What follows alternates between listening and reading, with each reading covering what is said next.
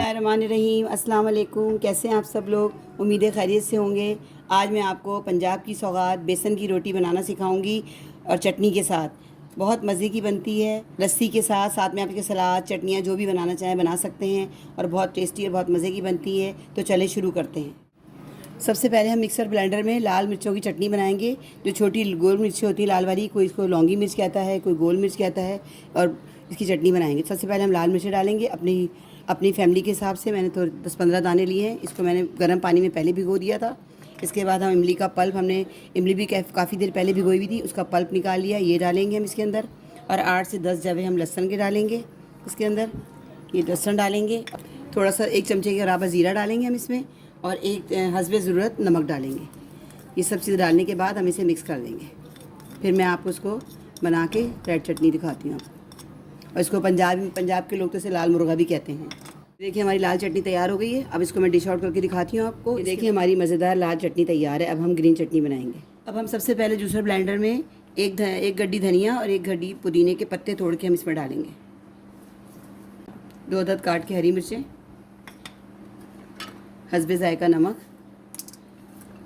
7 से 8 लहसुन के जवे, और इमली का पल्प जो मैंने पहले से बना के रखा हुआ था ये डालेंगे इसमें। 1 छोटा चम्मच ज़ीरा। अब इसको डाल के हम मिक्स कर लेंगे।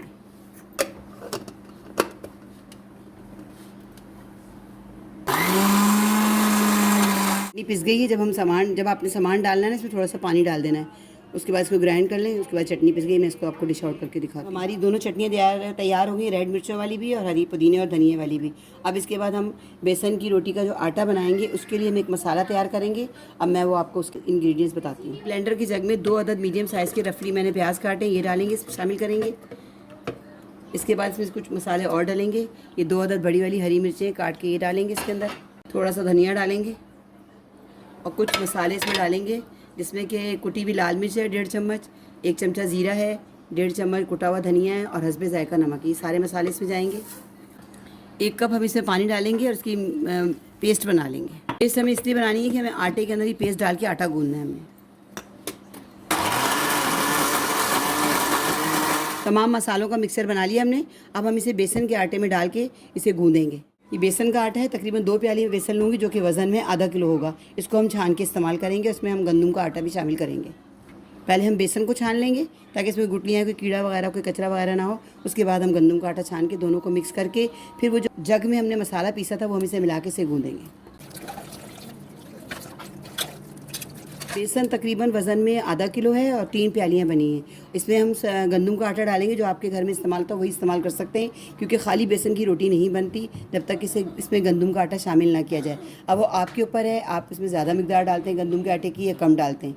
तो मैं इसमें 3 प्याली बेसन की है, तो मैं 2 प्याली है गंदम का आटा शामिल कर रही हूँ इसमें, जो हमारे घर में इस्तेमाल होता है लेवल पर। और ये आटा छना हुआ है। अब इसको हम दोनों आटों को मिक्स करेंगे अच्छी तरह से, ताकि बिल्कुल एक जैसा हो जाए। उसके बाद हम इसमें जो हमने जग में हमने मिक्सर बनाया था सब्जियों का, प्याज वगैरह का, वो हम सब इसमें शामिल करेंगे और उसी से गूँधेंगे। हम एक्स्ट्रा पानी नहीं डालेंगे। जब हमें पानी की ज़रूरत हुई तो हम थोड़ा थोड़ा करके पानी डालेंगे। अब हमने दोनों आटों को मिक्स कर लिया है, गंदम के आटे को भी और बेसन के आटे को भी। अब हम इसमें बीच में जगह बना के थोड़ी सी इसके अंदर भी जग से ये सारा मिक्सर डालेंगे। थोड़ा थोड़ा करके हम मिक्सर डालेंगे और हम आटे में से मिक्स करते जाएंगे।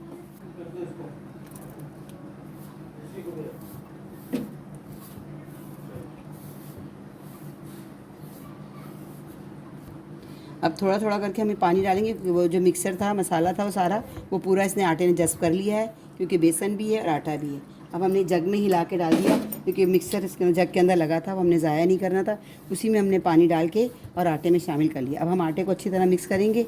अगर हमें थोड़े बहुत आटे की ज़रूरत पड़ी या आटा थोड़ा पतला हुआ तो हम थोड़ा सा गंदम का आटा शामिल करके इसे हम मिक्स करके फिर मैं इसकी बाद में आखिर पूरा गूँध के आपको आटा दिखाती हूँ।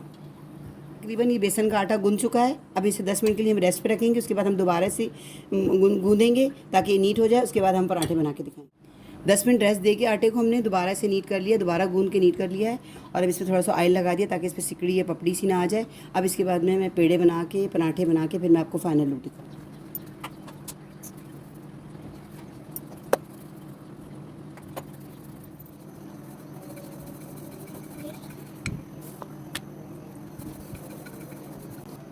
ये देखिए बेसन की रोटी मैं सामने आपके बेल रही हूँ।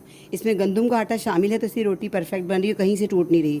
लेकिन अगर सिर्फ खाली बेसन होता तो फिर रोटी इस तरह बनती भी नहीं और चिपकता और आटा बार बार रोटी टूटती। इसीलिए हम इसमें आटा गंदम का ज़रूर शामिल करते हैं।